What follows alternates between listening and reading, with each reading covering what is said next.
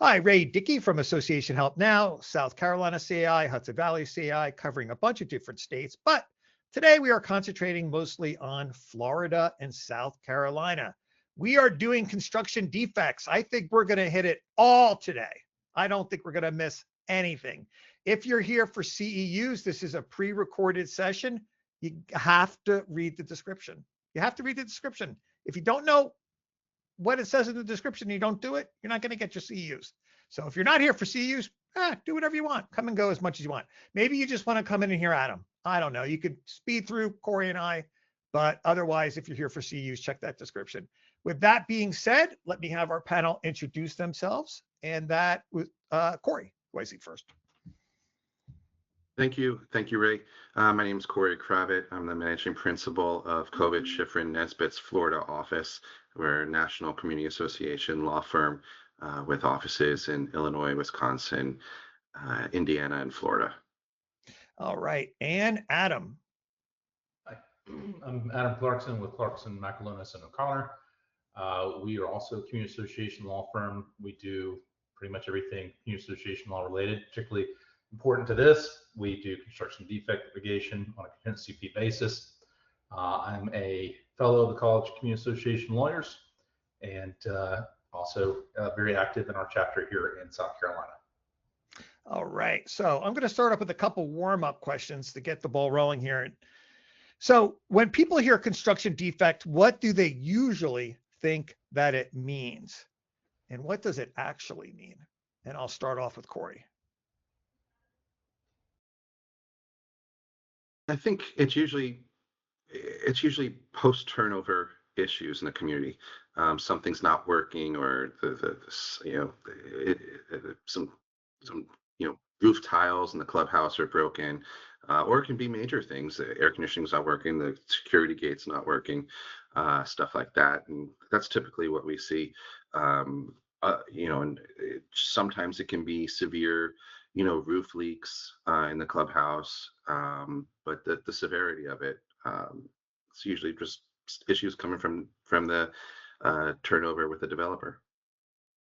Adam, sometimes these situations and these defects are preposterous, like they just left an item out. Can you elaborate? We've seen all kinds of things that have just been absurdly left out, like Corey's mentioned roof tiles, just completely missing roof components, just wide open roofs. We've seen railing that's secured by screws that are an inch or two in, and it's supposed to keep you from falling off the side of a building. I mean, things just, it was supposed to be, they were doing things temporary, they never finished it. And so yeah, there can be some very big omissions that occur. And I think, going to your question as to what people think about construction defects, I think a lot of people think, when I think that, I think about the substantive issues like Corey's mentioning, where you've got major issues, major water leaks, major deficiencies in construction, major error, something that could cause a fire, something that could be a problem in the event of a fire, things that are going to cause structural based concerns. But I think people also think about things that are ticky-tacky, which I think Corey hit on that too. Which people think about ticky-tacky stuff, and like, our cabinets aren't perfectly aligned. We're not really thinking construction defect there. That's, when you're starting to get into just little ticky-tacky things like perfect cabinet alignment, that's not really what we're talking about. It's funny, I've done enough of these at this point. What I always think about are warranties, which we're going to get into a little bit later in the program, about voiding warranties and things like that, or like you said, roofers not using enough nails, right, to code, and all kinds of awful scenarios. Sometimes they just run out of materials, right, Corey? I feel like it's on Friday and they just ran out of insulation, so they didn't bother putting it in a third of the buildings. Do you agree? I'm not surprised by anything anymore these days. But when we touch back on the warranties, there's I've seen with some communities, you can avoid construction defect claims on certain things just by looking at your manufacturer warranties. So when we talk about that, that's usually a good way of mitigating some of your damages. All right, so Adam, you kind of jumped into one part that isn't a construction defects, but what about maintenance issues? where's the line between something that's a maintenance issue and how does it turn into a legitimate construction defect claim? Well, depending on the nature of the building, a lot of times the developers will give you an original maintenance plan, particularly in their more modern high rises and mid rises. They'll give you a detailed maintenance manual, at least the top end developers will, and they're going to explain a lot of items that you have to make and repair on a regular basis. For example, a lot of the modern EFIS systems require painting on a certain interval, and if you fail to paint on that interval, the EFIS system will deteriorate. And the EFIS system is, of course, the building envelope, and that's what protects the inside. So, and that's just, again, I'm not a building envelope expert. That's just something I know from these cases. And that's an example of if you're failing to paint the building on that regular interval, and you have deterioration of the systems because of that, that's a maintenance failure as opposed to a construction failure. It's not their fault that you didn't paint it, especially when they left you a maintenance manual that said you need to paint on a regular basis. And that's one of those things that, especially when you're on an HOA board, it's important to understand you need to make sure you're following these maintenance guidelines, because the ones they set in the CC&Rs and the ones they put in the manual, they're there for a reason, and they're there to take care of that. So, I mean, the line isn't always as bright as that, but in general, a lot of these things are going to have standards. And when you get into that and you're looking at what is a maintenance obligation versus a defect, that's something a lot of the experts will identify as well during the course of review before, when you're even looking at a claim. Corey, I'm thinking like, don't mess up your maintenance because you're going to mess up your future construction defect claim, and could cost you a bundle. A failure to maintain could interfere with a construction defect claim, but with a construction defect claim, you're really looking at whether or not the improvement was constructed pursuant to code. Was it done properly? Was it done pursuant to manufacturer specifications? There's manufacturer specifications for paint. So if paint is bubbling, well, did the paint fail or was it not applied properly? Those are the types of things you're looking at.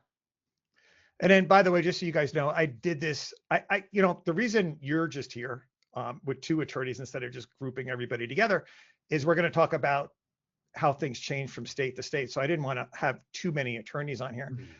When I did the other session for New Jersey and Illinois and maybe I think Michigan, I was surprised how much stuff I had wrong. I mean, I usually think I'm right. So I think construction defects is a complicated issue. And I think that's why people need to continuously kind of review where we're at with it. Adam's laughing because at every live stream, people always tell me that he's always telling me that I'm wrong. So we'll see. I had a practice session though with Dave Byrne and Kevin Herschel before this, Adam. So we'll see how far off I get this time. But I was wrong a lot. All right. So Adam, South Carolina, do you think it's going to be different than what Corey tells us, or do you think it's going to be the same? I mean, when you get into the state paradigms, I mean, most of the states have adopted at a certain point the notice and opportunity repair procedure. So most states give a requirement that if you're a claimant, you have to give a certain notice, you have to give certain information with that notices, there's a certain level of details that have to go with that.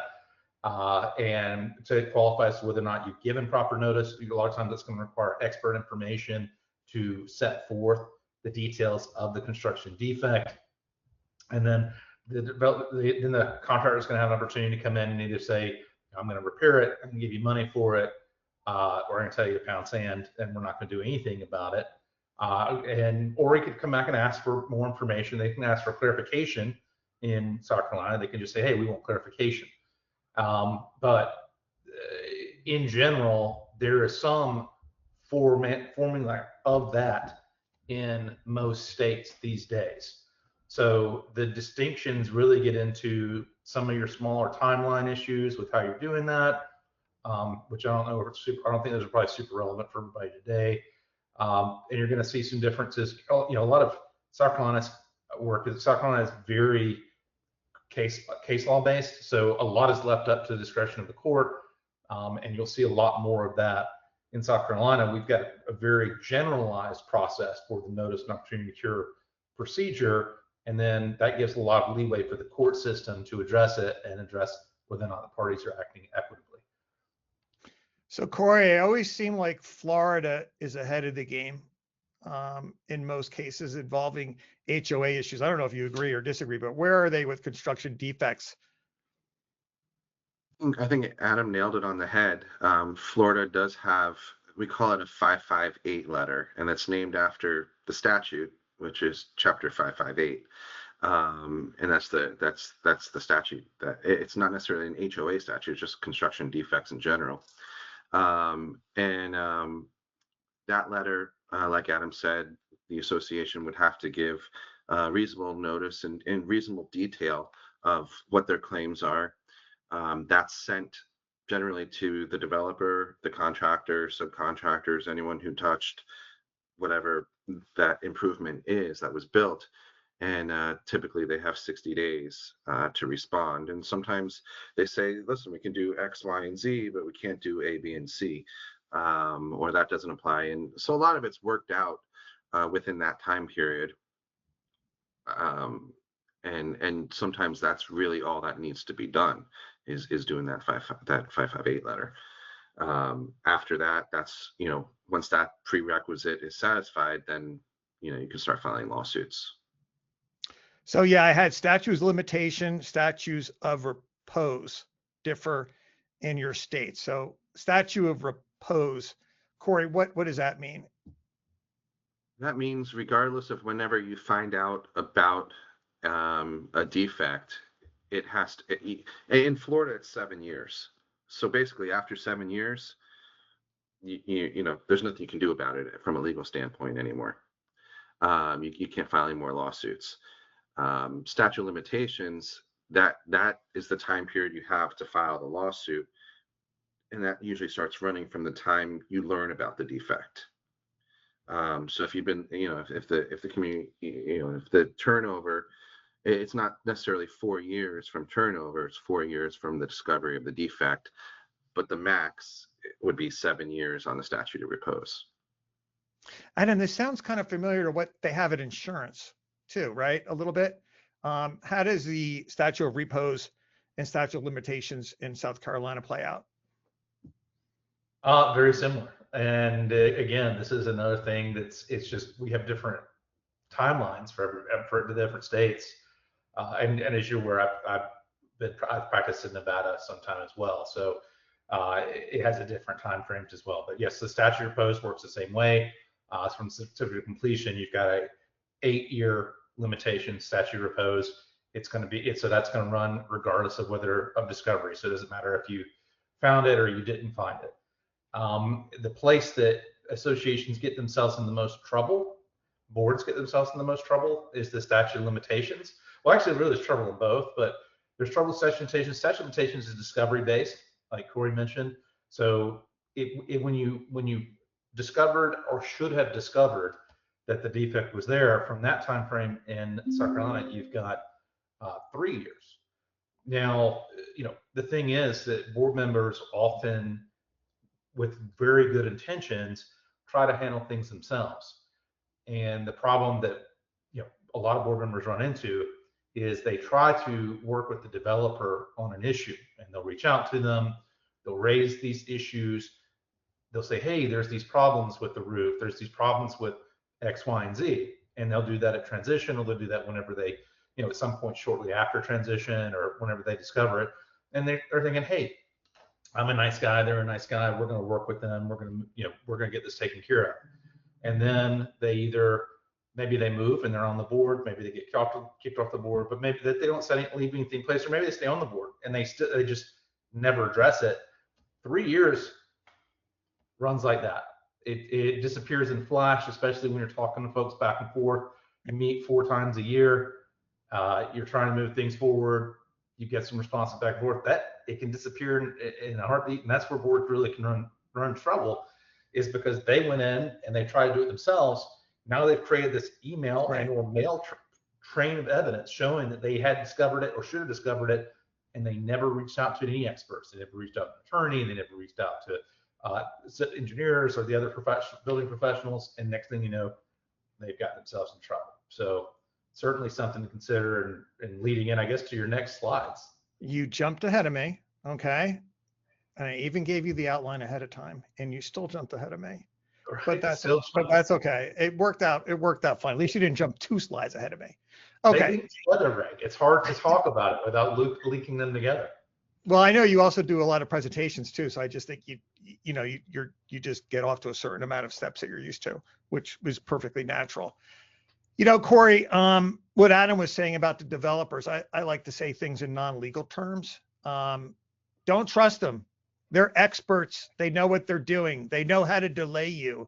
They will delay you. They have every trick in the book. You're going to think that they're helping you, but they're watching the clock tick, tick, tick, tick, tick. Corey, I don't mean all developers, but am I wrong? I mean, this is the end of the project. They want out. They've made their money. They don't want to spend any more money. They're usually moving on to their next projects. So this is their last punch list item. And so sometimes that works in the association's favor, in terms of they wanting to get out and move on. And sometimes, if the developer is really in trouble, they want to drag it out because they don't want to spend that money. Okay, so you gave them the benefit of the doubt in the beginning, and then at the very end, you went with what I was saying, tick, tick, tick, tick, tick. They're very good at knowing what they're doing and pushing you past the statute of limitations, right? In this case, for them, correct? Right, Adam? Right or wrong? Yes, and the repose sometimes. I mean, they'll do it at the end as well. Okay. You guys already covered what the mistakes were. Oh, what about the documentation, Adam? What should the boards be collecting before turnover related? It's a lot of stuff, but let's just talk about construction defects. What should they make sure they have just in case this construction defect issue comes up? Well, generally in the turnover process, you're going to want to get any and all construction plans for the buildings.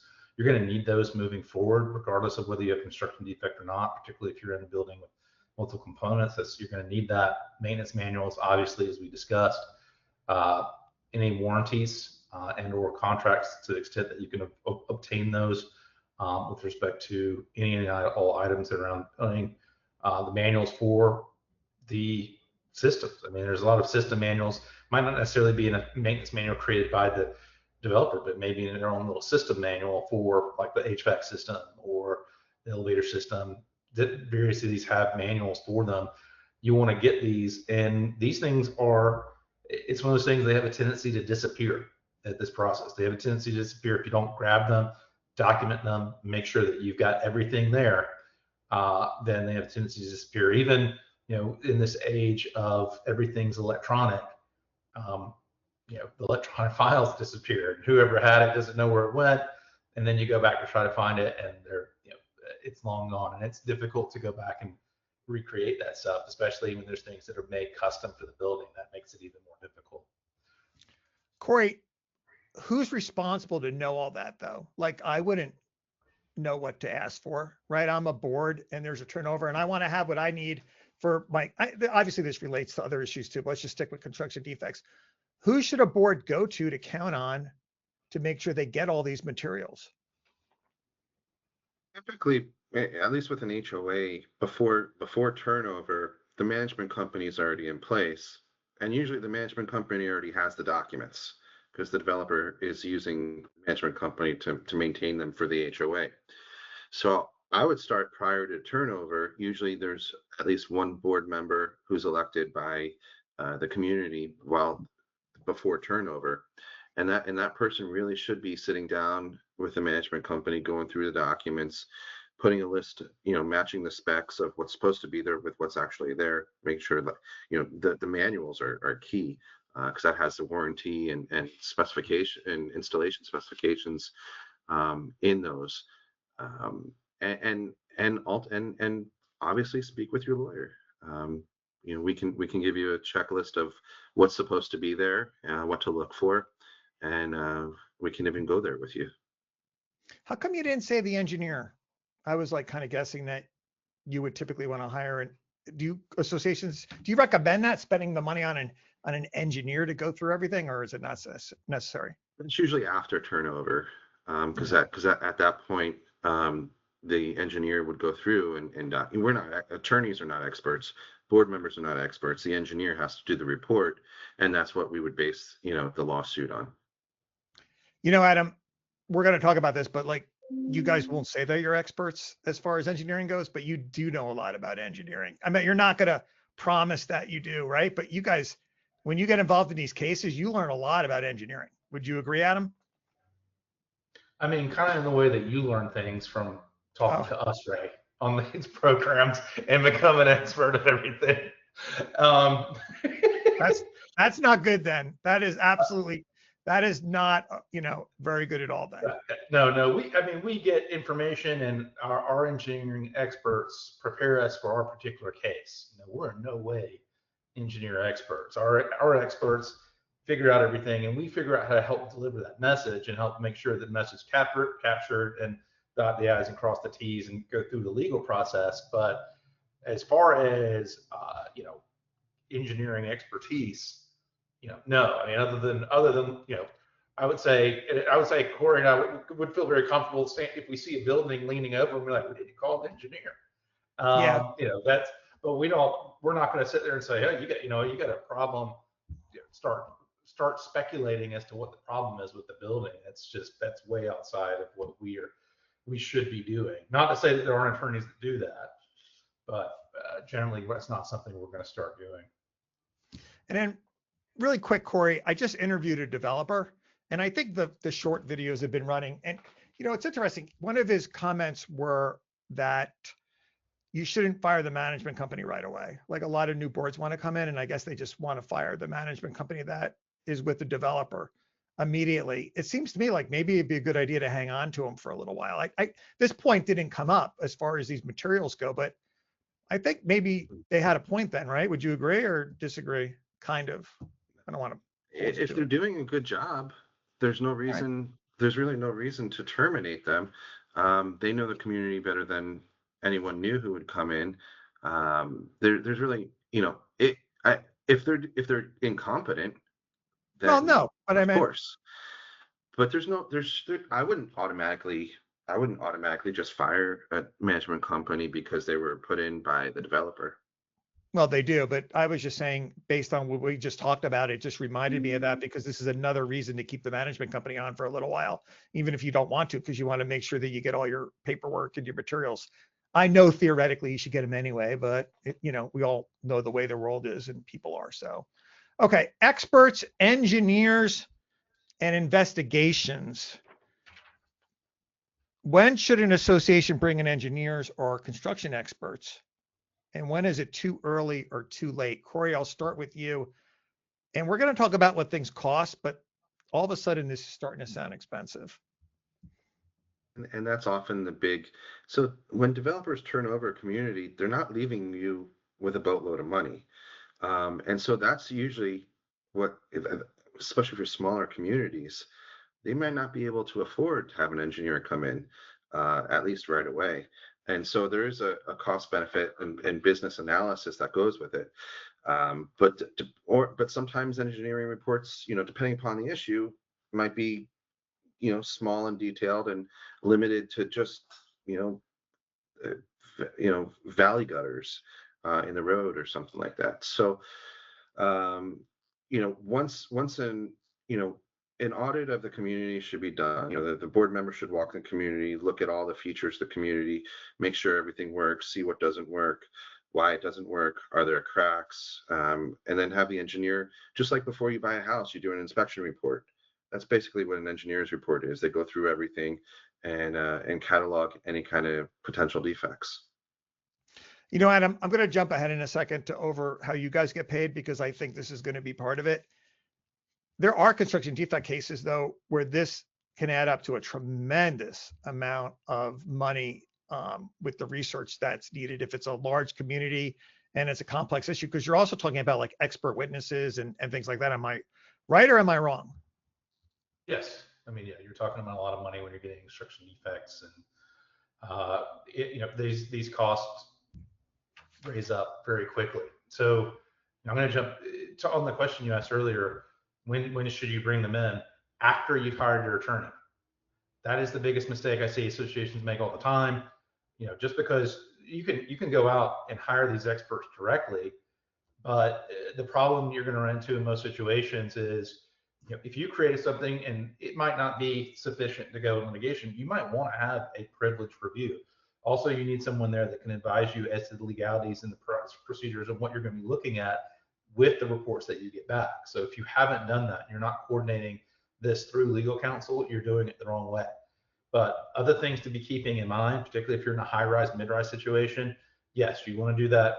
And really, most associations, you should have your contractor and or engineering professional come through at or shortly after transition. You're going to coordinate that with your attorney. You should, within 5 years, if you've got a structural based building, like something it's taller, or any really condo, mid-rise, high-rise, you want to have them come back. They should start coming back after 5 years, and then basically you're going to come see them. You're going to have your engineer structural come in every 5 years. That's the recommendation of CAI, of the CAI's policies with respect to the structural integrity. That's what we're pushing for on the CAI side for laws statewide throughout the country. I know there's very specific ones that Corey knows for Florida that have been developed, and they really led the way with a lot of those laws. But that's something, on a regular basis, but also in South Carolina, when you're at year 7, you want to have another inspection because you're 1 year away. You got 8 years your statute of repose is going to run. So in that last year 7, you want to have an inspection. You did an inspection at the beginning, then you want to come back, take a look, make sure you covered everything, make sure that you have captured any defects that are out there and that you're not just missing something. And that's not something where you just say, oh, the roof didn't fall in on our heads, everything must be fine. Well, there could be huge gaps in the firewalls that you won't know that you have a firewall problem until the building burns down or someone comes in and inspects it and confirms that it's there. Same thing with a lot of the electrical issues. Same thing when you're talking about plumbing and you've got similar metal issues. Those things don't manifest until after. A lot of times they're not manifest until after the 8-year mark, but they would have been easily discoverable had you brought some expert in. And if you're in a big, like I said, if you've got a building with a lot of components, a condo, mid-rise, high-rise, you should be having an expert come in and run through. It might not have to be super detailed, but they should at least be kicking the tires and checking for any open and obvious things that need to be addressed before your timeline runs out to get them addressed. All right. So Corey, I heard 2 things out of that to bring it together. Adam is saying you want to spend some money if you have the right kind of building. No matter what, you want an expert to come in because you're not going to know what's potentially wrong, and it's going to be too late when you see it. Basically, like Adam said, when the ceiling collapses, it's too late. If you had brought an engineer in a couple years previous, they would have picked up on that and they know what to look for. And I guess if it's a small community, it's not that difficult and it's not that much money. But if it's a couple high rises like where I live that are each 35 stories high, you're going to have to spend some money for that inspection. But you're talking about potentially saving millions upon millions of dollars if you can get a construction defects case out of it. Is that accurate? Yes. Absolutely. I mean, the bigger the building, the more important it is. If your community is just a small HOA with a monument sign and maybe a pool, it's less important. But obviously, a high-rise building, there's so many structural components to it. It's critical in those cases. So Corey, don't be cheap and not spend the money on having this inspection done, because you're not. Would you go as far as say you're not performing your fiduciary duty if you don't do this and then down the road you missed out on a construction defect claim? Would it be considered that the board wasn't following their fiduciary duty? It's a really hard real world question, because when the board is installed and they look at their bank account, they barely have enough money to operate. The developer sets the budget for that first year, and there's no engineering report in your budget. There's no construction defect case legal fees in your budget. You have just enough money to do the regular maintenance that's in there. So, it's very difficult. I don't want to jump ahead, but do you consider a special assessment, or is the money there, or can you work out a deal with the engineer? What's it going to cost? There's a lot that goes into it. I know it was going to be a complicated question, Adam, and I'm going to ask you the same exact question. And you may have the same answer, then I actually have a follow-up where I'm going to jump ahead on you guys because I can't help myself. Are you not performing your fiduciary? I mean, if you don't have the money, you have to have an assessment. That's the way it goes. That's what you guys have been telling me years after years after years. It doesn't matter. Are you not following your fiduciary duty if you're an elected board member and everything looks great from the outside, it looks terrific, and now you got to go to the membership and say, especially if you have a high rise, hey, we're going to spend a small bundle on this inspection. Do you have to do it? So if you're in a high, like particularly with a high rise, and one, it's not a small bundle. You're not talking about, if you're saying you can't afford to do it in a high rise, you can't afford to live in a high rise. Any individual who lives in a high rise could afford personally to have the whole thing inspected. It's not some astronomical number to have these preliminary inspections. Now, forensic inspection that you do for actual litigation, yes. But for a preliminary inspection that you have an structural engineer come through, do a walkthrough, we're talking 10, 20 grand, maybe more for a initial walkthrough. It could be a little bit more depending on the high rise if there's a lot of issues, but we're not talking about something that's going to be a bank breaker. We're talking about something that's going to cost less than your association's coffee budget for the year. I get some of my clients have really high coffee budgets, right? But the thing is, it is a fiduciary obligation to make sure you're doing this. Most of your high rises, especially a modern one, your CC&Rs are going to say you've got to do it on a regular basis, and your maintenance manager is going to say you've got to bring these people in. You're supposed to have an inspection. You're supposed to do it. So the modern ones will say that. So yeah, you're absolutely in breach. The Maryland Court of Appeals has a case that's out there, and it says a board can be held personally responsible when they fail to do this. When they fail to investigate and prosecute a construction defect case, they can be held personally responsible for failing to do it because it is a breach of their fiduciary obligation in the association. They can't just willy-nilly decide.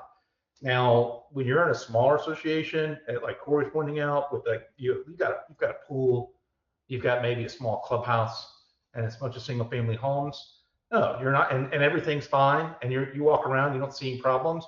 No, you don't need to go spend a small, you don't need to spend what would be a sizable part of your budget to do that. But when you're talking about a high rise, you're talking about a building with a multi-million-dollar budget, and you're talking about a line item that's not even going to be a percentage point on that budget to get it done.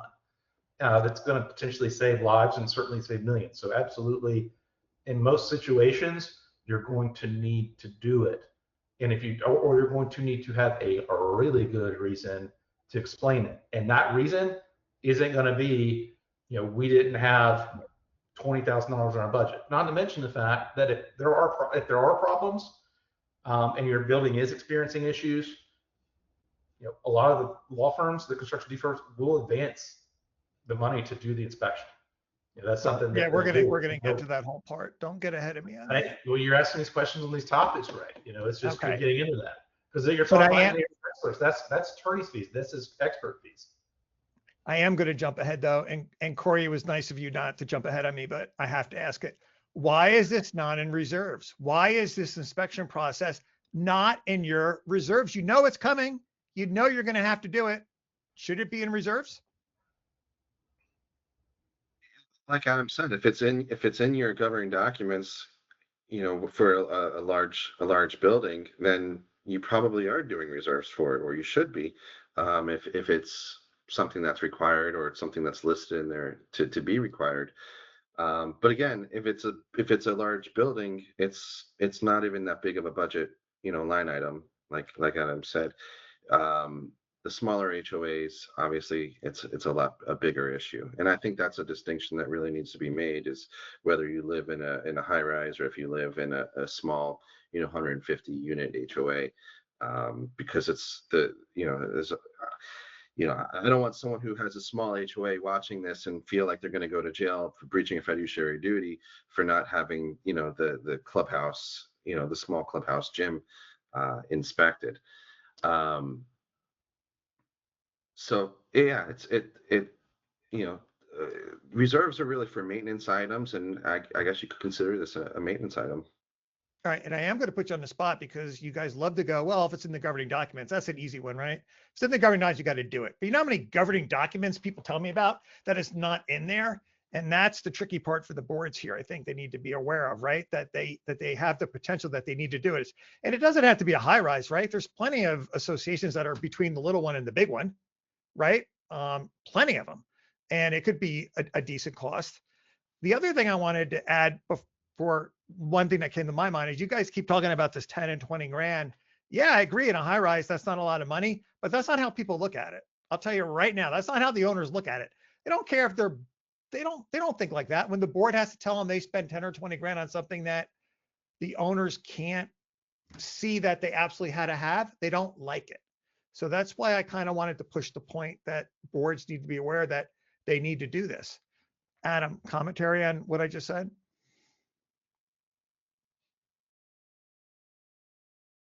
People not understanding that they need to inspect and maintain a building like that. I mean, it's just the fact that the membership are ignorant doesn't excuse the board from fiduciary obligations to take care of things. The issue is trying to convey that message to the membership. You know, when you have your board meetings, your presentations, you're going to want to have that expert come in and explain what they did and why.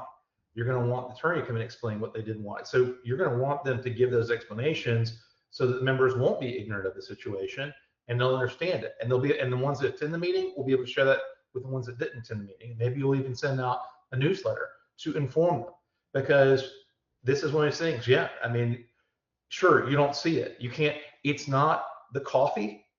The coffee, you can taste the coffee. You can see the coffee down the hallway. You know that the coffee that you spend $80,000 a year on that coffee service is there, and it's a tenable thing. And the $20,000 that you spend on a building inspection, you can't see it. But which one at the end of the day you think is more important? Is it more important for you to have free coffee down the hallway? It's not really free that the entire building pays $10,000 a year for, or is it more important that the building not fall or collapse on your head, or that you burn up in flames, or that somebody be trapped because you didn't do a basic inspection? I guarantee that they think it's the coffee. For some reason, I had to leave my unit and I went down to my 6th floor. I have a big complex here and we have free coffee during the day because we're having a lot of construction. I guarantee if I polled my audience down there, and I'll just say it, they were a lot of retirees, and I feel like I met every one of them today because I'm hardly down there. They would probably say the coffee. Honestly, they like that coffee. They're down there every day. And there was quite a few people with jugs leaving with the coffee to take back to their units. Corey, the other thing, I love doing this when Adam says something and then I go right to you. I take what Adam said, and that makes Adam nervous because people don't remember sometimes and I mess it up. The other thing I heard Adam say in a very elegant lawyer type way is, you guys want to work with your own engineers. Don't reach out. If you're a board, don't reach out to an engineer and then get into a construction defect case. I'm not saying you may not like that engineer. I'm just saying you guys have relationships and you're in a better position to know what engineer you want to be involved in what construction defect case. So don't get ahead of the attorney and get an engineer in the mix that the attorney may not be comfortable with. Corey, did I hear Adam right? So, and something Adam said that was extremely important is, the attorney privilege in those reports. Those reports can be confidential until they're, until they're necessarily finalized and protected, so that the reports cannot be used against the association by the developers council. So, there's engineers who are really good engineers, and there's engineers who are really good engineers who are also very good expert witnesses. And you want, if you're having a construction defect case, you want to make sure that the engineer understands how to prepare the report for trial and not just to do to do the work, which is a really, key distinction. Oh, you know what, Adam? I didn't hear you right. I only heard the part that I wanted to hear. So yeah, okay, so privileged information. Corey gets me. Yeah, I wonder why. I wonder why you both understand. I wonder if the audience understands sometimes, or if it's just me. I like to think that they're not understanding either, but they're probably way smarter than I am. So what you're saying is you're a board and you reach out to an engineer and they find out all these things about your building. That's not privileged. Theoretically, you have to go through an attorney first. It's not theoretically not privileged. It's absolutely not privileged. It's idiotic to do. To make it simple, put in simple terms, you just created a liability because remember when we talked about this the discovery-based portion of the statute of limitations, that is absolutely and unquestionably discoverable. That is not, there's no protections to that whatsoever. There's no engineer board member privilege or confidentiality, and they can write confidential if they want on it. It is meaningless because there's no attorney involved. Whereas, as Corey was elaborating, thank you, Corey, because Corey, Corey, I do this. We understand.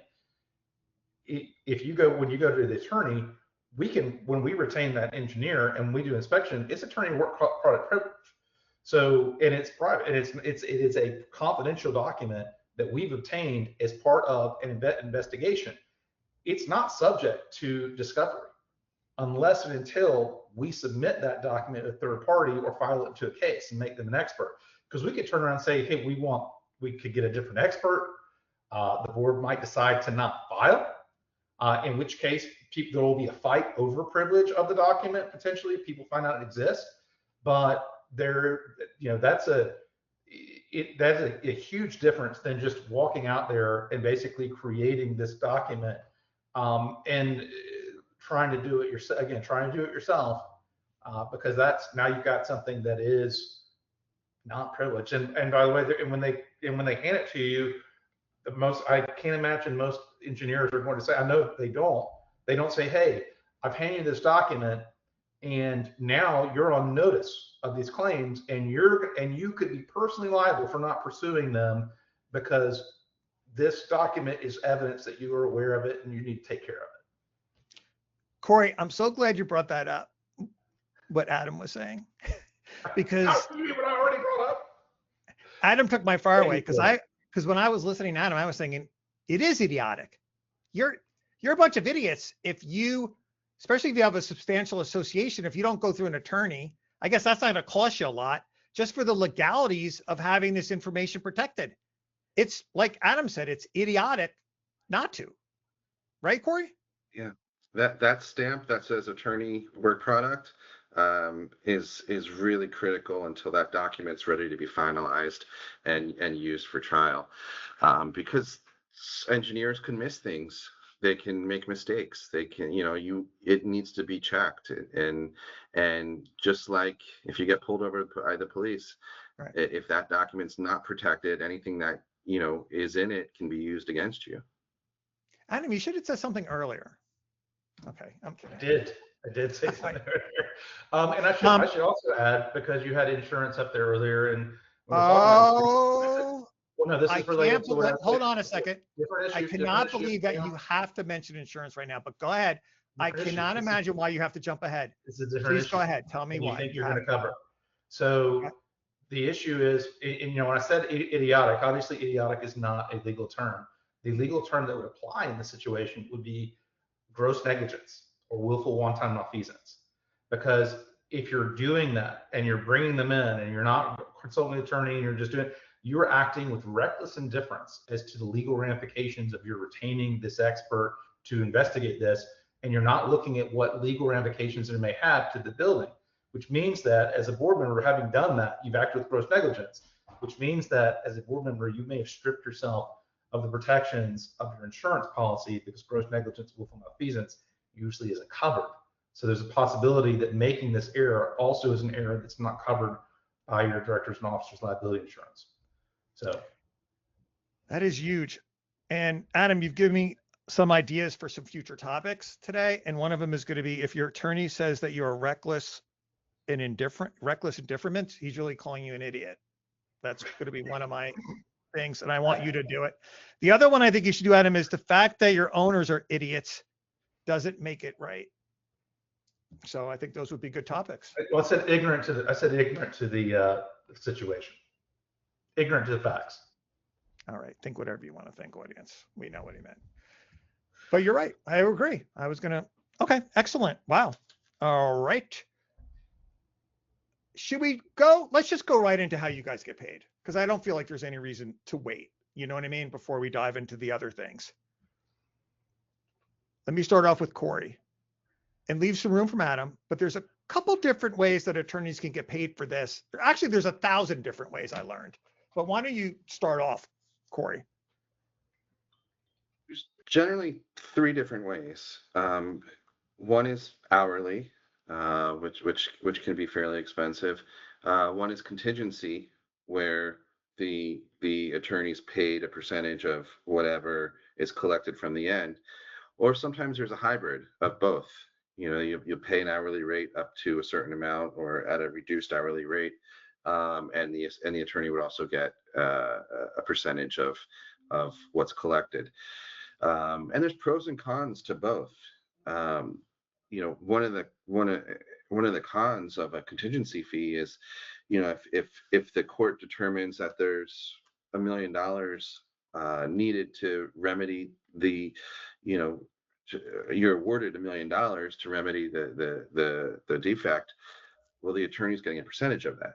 So you might not have the full amount to get it where it needs to be. If you're paying hourly, you're coming out of pocket up front, and you might not be able to afford to get all, you know, a litigation strategy is to bleed the other side of all their money to the point that they can't litigate anymore. So there's a balancing act in terms of how you're going to proceed with it. You know, Adam, I've had a lot of attorneys have told me, my initial reaction on this was you should just take the contingency, because you're not in the business of, you know, risking the association's money. Like, yeah, maybe you're going to get a bigger claim and the attorney's going to get a lot more money out of it that maybe you didn't have to give them because it was such a solid claim.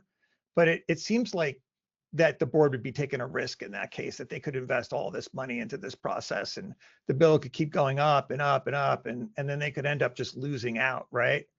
But just about every attorney has brought up what Corey just brought up. Hey, you know what? You could end up paying the attorney way more money than you need to. What do you feel about that? Because how would a board be qualified to figure this all out and make this decision when the contingency kind of seems like the safer bet, theoretically, I guess? So, I mean, it's a tough decision for a board to make in any general situation, figuring out whether or not you're going to go with the contingency, a hybrid type situation, which could be, and there's all kinds of hybrids, by the way. There could be, it could be a reduced contingency fee with a reduced hourly. It could be the client pay. And by the way, when we do contingency, we generally advance the cost. It could be a client's at best cost. Therefore, as in the hybrid, there are contingency fee, our fee is reduced, or it could be hourly. And traditionally with hourly, the client is also paying the cost. So there's a lot of varieties of ways that goes in.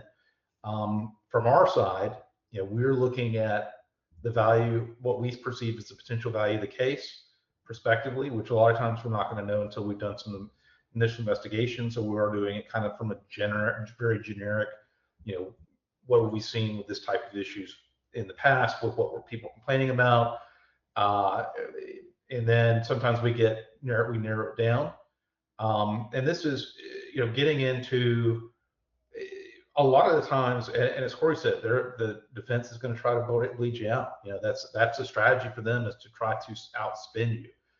And if you're paying hourly, you don't want to be in a spending battle. And the other thing is that, you know, if you're dealing with a big case, I mean, you're going to end up spending. In a lot of those situations, you'll end up spending the same thing either way. So while you may spend, it may seem like the attorney's got a lot of money, I guarantee you the defense counsel, they got paid very similarly to the contingency fee that the attorneys at your association received, and whether you paid your contingency attorneys, they probably paid around the same, and a lot of times they end up paying, the defense pays more by the hour for that. So it's one of those things. It's really, a lot of folks have evaluated that. It's hard to determine, and some of it might just be who you can retain, because some folks just simply, there are certain cases that it's just, you know, we won't take them. on a contingency fee basis. We'll take, if you have a good case, you have a viable case, you have a larger case, you got a condo, mid-rise, high-rise, townhome case with decent number of units and decent defects, yeah, we're looking at doing that on a contingency fee basis. If you've got some tiny rinky-dink case that you really want to handle, that's just super important to you, well, it costs a certain amount to litigate any case. So it might be something you can't get representation other than obtain that. So it's always going to be a difficult decision for them when they're looking at those issues.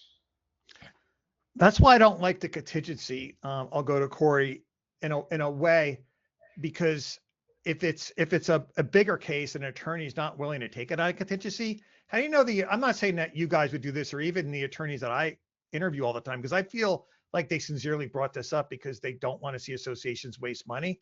But like if an attorney's not willing to take it on a contingency, they have skin in the game. But if you're just paying them hourly, maybe they know it's a lousy case, right? And you're not going to get what you need. I feel like the contingency is definitely, especially on a large case, like I think what I'm hearing Adam saying, I think you're crazy if you don't go with a contingency on a large case, because who knows how long this thing's going to go on and how many. Let me ask you this too, Corey, and you can bring it in your response. I'm sorry. Are the engineers are also included? The attorney pays for the engineers for the most part in a contingency case. So I know I hit you with like 3 things there. Sorry. Yeah, I mean, every firm does it differently. Some firms will cover the costs, like the engineer reports, expert reports. Some will charge, the fee will be contingent, but you have to pay the costs along the way. Every firm is different. So, that's something to take into consideration. But at the end of the day, the board, I touched on this earlier. If it costs $1 million to remedy or do those repairs or reconstruct whatever it is, and at the end of the day, after paying your attorneys, you're only coming up with, 70 or 80, $700,000 or $800,000, you're still gonna, you're still like Adam said, it costs may be the same either way, because you still have to pay for those repairs and cover that gap of whatever the attorney's fees were, which could be a special assessment or whatever. So that's something to keep in mind, even on a contingency basis, because you want to make sure that you have the money from the case to complete the repairs at the end of the day, if you haven't already. Well, Adam, if it's a big case, you just may have to go with, it's in the best interest of the association that you're not going to have all the money that you're going to have to pay. You're going to, lose, not have enough based on the contingency basis, because you just can't risk having a case that just grows and snowballs into this entire mess where you're just laying out the money and the attorney just does not have as much skin in the game as they would otherwise. Just any add to that? Or it's one of those things where it depends. It's always going to depend. You've got like I said, there's a lot of variables that go into it. It certainly, the association, they just need to try to recover what the maximum they can recover and make the best decision that they can make with respect to that. In most situations, if you're dealing with that and you've got a substance construction defect, most associations that are dealing with those, it's a lot of times it's the beginning. Usually they're underfunded too. And so they're not in a situation to advance funds. So they don't, financially, they couldn't advance funds if they wanted to advance funds for the case, which is another reason that a lot of attorneys would do it on a contingency basis, because we know that our clients simply can't afford to advance them. But that's not to say that if you have a case and it's not valuable, because we have different values. We have different values that we assign to the case. It doesn't mean the case isn't particularly valuable, but we might, all attorneys and all law firms have a particular pool of money. It's not, when we're advancing these funds, we have to come up with the money. We're not giving, the experts and everything else, and our associates and our paralegals and court fees and everything else, it's not magically getting paid for. We're advancing that money. We have to have that money and advance it, which means that there are certain cases that, hey, it might be a good case and it might be decent, and it might, but put it, when we weigh our time and we weigh where we can allocate our assets, this case over here might be worth $1 million, and this case over here might be worth $3 million, and they both might cost $1 million to litigate. So the one that's worth $1 million, they may need to pay their fees. They may need to pay their cost up front and have a hybrid, and then maybe they're going to have a contingent fee. Just again, it's going to depend, and that's something you're getting real specific in what per case, and that's something that the board needs to just really have a close and deep discussion with their attorney and what they're willing to do, and they need to be comfortable with the attorney and who they're working with.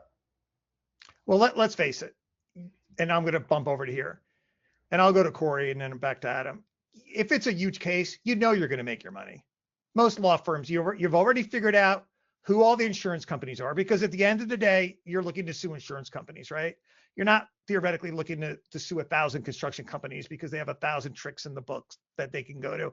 I love getting ahead so Adam can see if I'm wrong or not. You're basically going to find out that you're going to sue everybody that's involved in the roof, whether they deserve it or not. You're going to go after all their insurance companies, and you're going to have all the numbers dead ahead of time.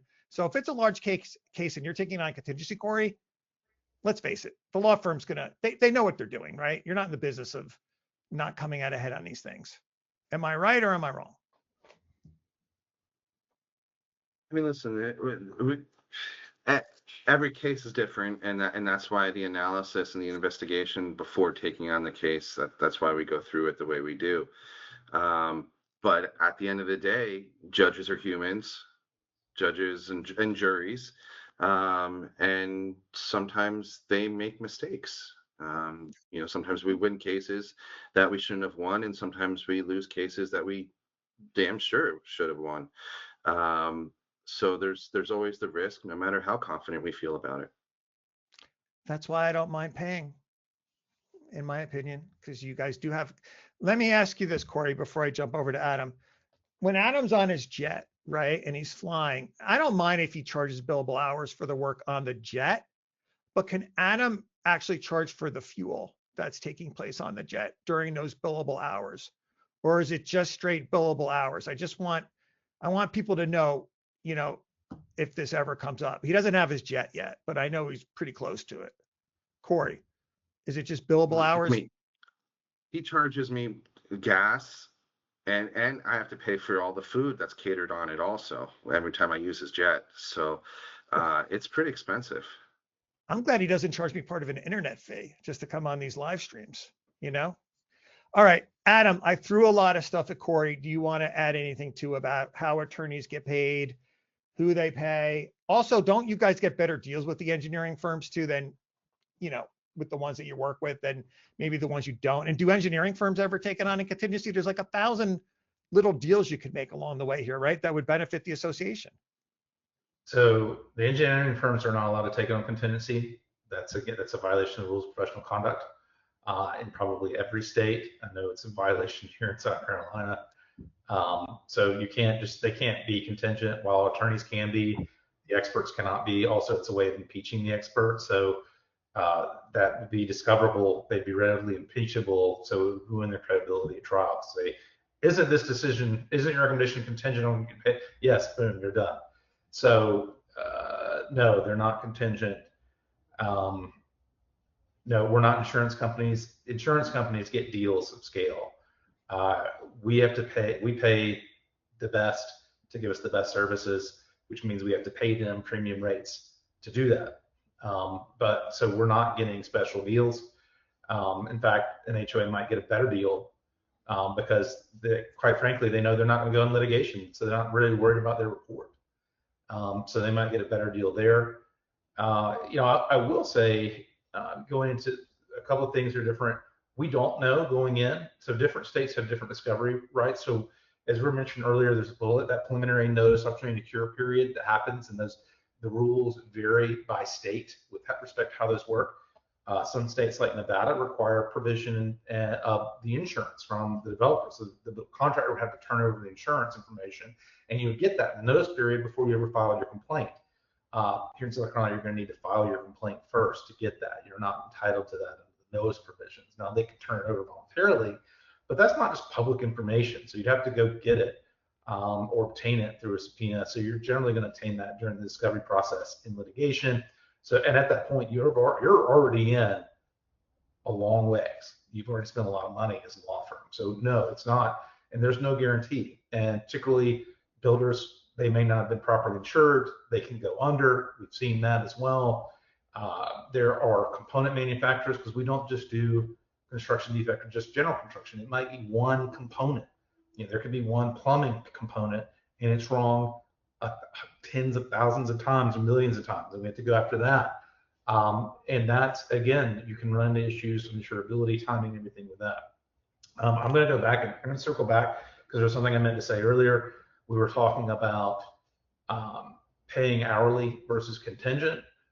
One thing I'll say that's different in South Carolina, that's been my experience, and kudos to our contractors and developers here in South Carolina. They're really good at coming in and making repairs. I like to do, if we have an opportunity, and before you get into litigation, before you get into even formal notice process that's covered by statute and getting the statutory notices, a lot of times we can initiate a process, get their attention, and the association can spend a few $100s on us and get tens of thousands, if not hundreds of thousands of dollars in repairs from just a letter that was written courteously, but we didn't get into the we did not trigger those notice provisions. We didn't go that far. I call it just sort of the courtesy letter up front. And that association should absolutely do hourly because you can get value for that. And if the contractor or developer is going to come and fix it, then that's great. That's how it's supposed to work. You should be able to reach out to them, get them to fix it. And, a lot of our contractors here in South Carolina really good about that. That's not the case in some other states that I've worked in and done construction defect work in. So, kudos to our South Carolina contractors, the good ones, that go out and do that. I'm not saying everybody will do it, but there are a lot of them here that will take care of things. All right, let me jump over to Corey. First thing is, I keep forgetting that engineers can't do things on contingency. You're like the 10th lawyer to tell me that, and I can't get it into my head that they can't do things on contingency. And I keep saying that. So that's why you never listen to me, audience. You always have to just listen to what Corey and Adam. If you need personal advice, you're probably better off listening to me. But as far as legal advice goes, Corey, I did want to mention, because Adam made me think of this. An attorney did mention to me, though, I don't want to pick on it. I'm so really glad you brought this up, Adam. The developers and the contractors, they're not always your enemy in this. Sometimes they're your partner, I understand, because they're just as happy to go after the company that provided the defective plumbing item that Adam just spoke about. So I don't want to keep painting the developer as the bad guy in this, because then sometimes they're your best partner. Is that accurate? Absolutely, and that's probably more often the case. We often, in these videos, we talk about worst case scenarios because they're the most exciting. But the truth of the matter is, if your guard gates are not working, and the first thing they're going to do is look at the warranty for it. It might not necessarily be a construction defect claim. It's something that's under warranty. So your guard gates aren't working. They come out, they look at it. Oh, it's under warranty. We'll get you brand new ones. It's resolved. Same with, I've seen it with paint. I've seen where, the paint something that bubbles up, and they check the warranty from Sherwin-Williams or whoever it is, and Sherwin-Williams give them new paint and do it over. So there's a whole process of exhausting the low-hanging fruit, for lack of a better term, in getting things remedied at low or little or no cost. Right. And like you just said, it's so important. Like, the developer's there with you. It's not their fault. I don't want to blame the developer. Right? They got defective plumbing parts. They're going to be like, oh my gosh, let's get all over this together and let's get this all worked out. And we're happy to be there. And we're going to get reimbursed from the plumbing company, and you are, and off you go. And the developer's your best friend in that scenario. Mm-hmm. Or they could have just ran out of supplies, and one of their teams just decided not to put insulation in the last few buildings, or not enough pavement. So you never know. Contractors' warranties in fine print. I'll start with Adam on this. I think we covered some of this, but why don't you run through them, Adam, as you see fit? Obviously, I'm going to assume they're extremely important. We've really covered a lot of this. Corey went into detail on the warranties already. I mean, you may have some contract rights. We're talking about attorney fees and recovery earlier. Depending on your CC&Rs, depending on your sales documents, sales process, there may be contractual recovery rights for attorney's fees. That could be shifting, but also there could be more likely there's going to be an alternative dispute resolution provision that may or may not be binding depending on how it was done. That's going to be in there. So these are things that you got to look at with your contracts when you're looking at a construction defect case. Contracts being, of course, your purchase documents and your CC&Rs, your other documents. So those are things that you need to be aware of that you're going to have to take a look at. Again, we covered warranties in detail.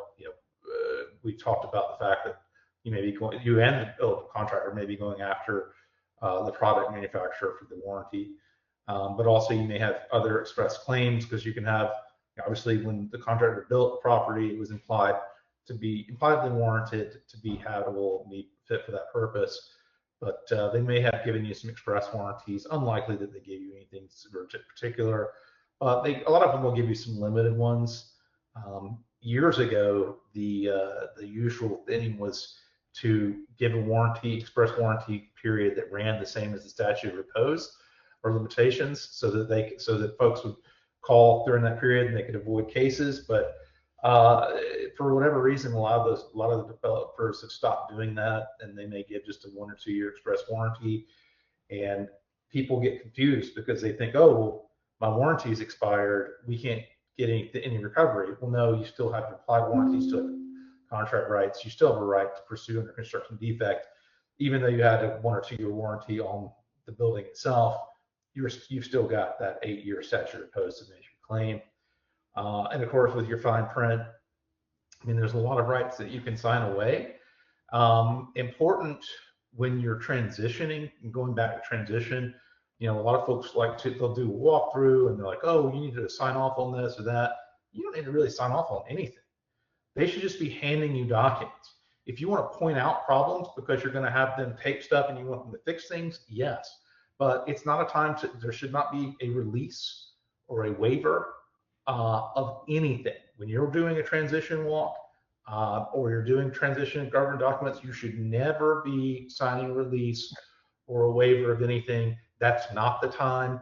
That's not required as part of transition. So that's not something that should be put in front of you. Now, if you're saying a received copy, yes, like, hey, did you receive these transition documents? Did you receive the contracts, the warranties? We're giving you a list of everything you received. Will you sign off that you received it? Sure, sign off that you received it. That's fair. But so those are the highlights I would hit on those. Why don't we just make a rule you shouldn't even bring a pen or paper with you during the walk? No one should be allowed to bring a pen. That would just solve the problem, Adam, 100%. Everyone gets frisked and no one can carry a pen or pencil with them. Yeah. Then I know as a lawyer, you would probably love it. It would be awesome. I bet you would save a lot of aggravation and trouble with that. Corey, I have one more question in regard to this. I don't know why I have this question. How do special assessments or deferred, well, I know about deferred repairs. How do special assessments complicate defect litigation? I don't think that question makes sense. Does it or does it? Why do I have it?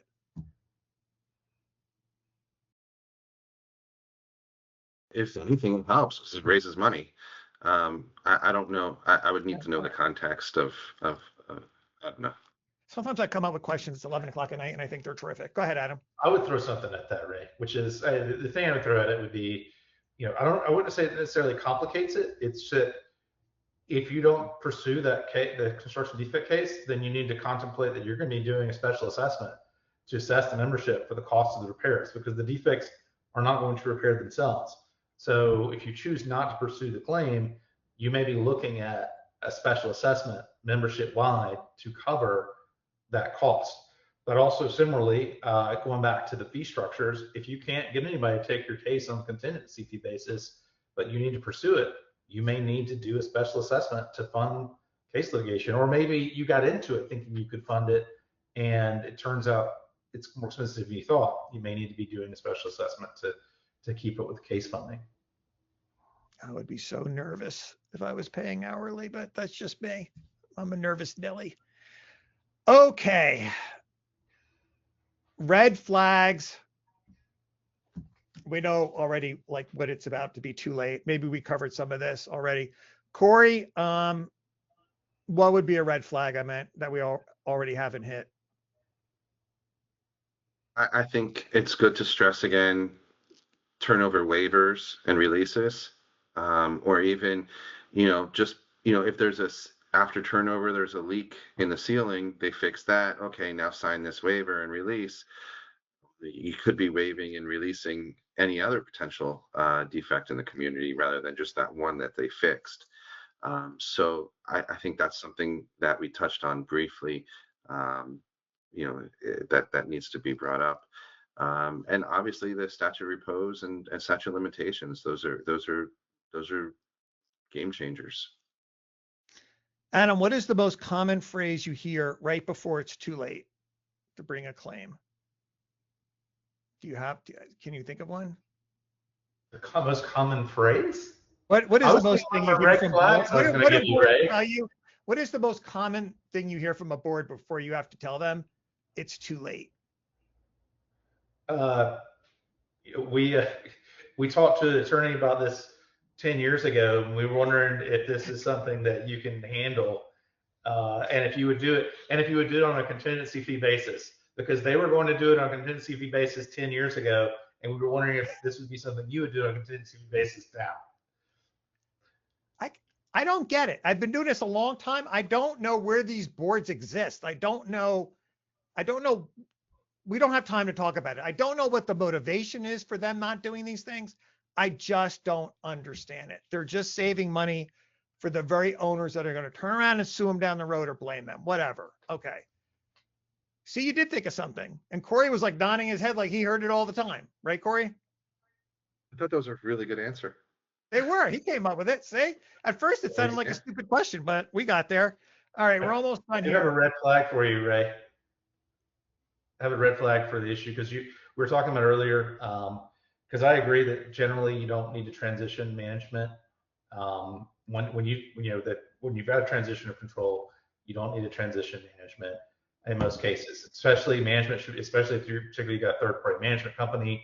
As long as they're doing a good job, there's no reason to transition them out. It is a red flag if you have transition and your management company is telling you that you should not consult with an attorney related to transition or any transition-related issues, or especially if you've noticed substantive construction issues and they're telling you that you should not or telling you do not need to consult with an attorney. That is a red flag because it's criminal, by the way, because they're not allowed to tell you whether or not you need legal advice, because determining whether or not someone needs legal advice is in fact legal advice under the law, which means that they're practicing law without a license. So that's a red flag in and of itself. That means they don't know enough to know that they are not supposed to tell you that. The other reason it's a red flag is they shouldn't be dissuading you from just at least looking at things and investigating.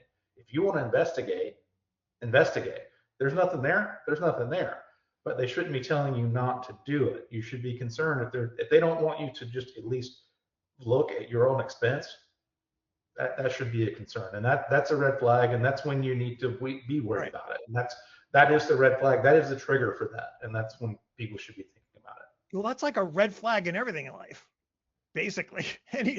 Anytime anybody tells you not to worry about something when they're doing something that you're concerned about, I think it's basically a red flag unless it's somebody you absolutely trust 100% and you know that they know what they're talking about. It is the most common reason that I see that associations blow the statute of limitations, statute of repose. Their manager will tell them they do not need to consult with legal counsel, and or they'll say that they reached out to the developer to get something taken care of, and they will run out the statute of limitations, statute of repose. That is, I would say that's the most common reason. And you know what, that ties in the too late thing. I should have said that. That's probably the most common situation. It's even more common than the one where it's like, hey, we consulted somebody a long time ago. It's our manager told us that we didn't need to talk to an attorney. It's illogical that you would believe someone like that, obviously, because if they're just honest enough to put you in that position in the first place, why would they be honest enough It doesn't. It's Shocking. not as overt. It's not as overt as that, Ray. It's just Oh. if you're having a conversation, you're dealing with Well, about that's, 80 other things in a board meeting, yeah. and hey, we need to address this. No, you know what? We sent this to the developer. They're gonna come back. These guys used to take care of it. And a lot of times, it's not even. It doesn't necessarily mean they're being nefarious or malicious. They just may truly think they've got it under control, and they're not thinking it through that they should do it. It doesn't necessarily mean that they're being nefarious, but it is a red flag. It's like, hey, whoa, watch out! Like, don't tell us. Know what they don't know. Yeah. And you know, Corey, to be fair to people too, like sometimes I forget, you know, that these people are very good if they are nefarious about how they go about things. They've basically done it 1,000 times before. So you know, it's a little unfair to expect everyone to catch it. It's not like they don't know what they're doing. They're probably pretty good at it, I assume. Manager and board best practices. I think we just spent over an hour just talking about that.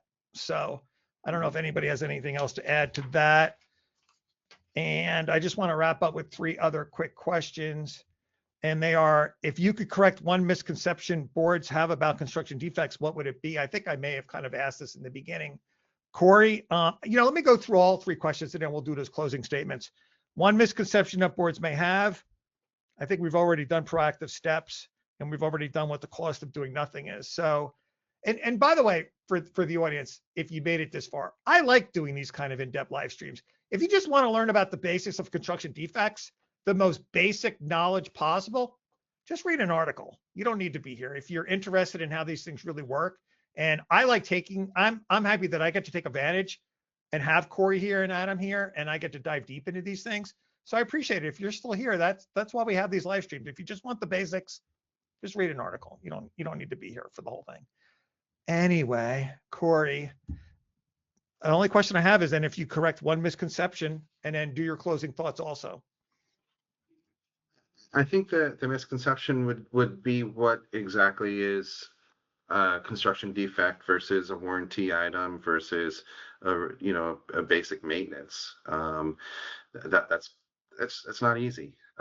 That's probably, and that's why you come to the attorneys and the experts, and we point you down the right path. Isn't this all about if you just went to the attorney in the beginning? Isn't just about 90% of what we talk about if you just called the attorney in the beginning and spent a few $100, at least for the initial consultation, you would save yourself so much money down the road?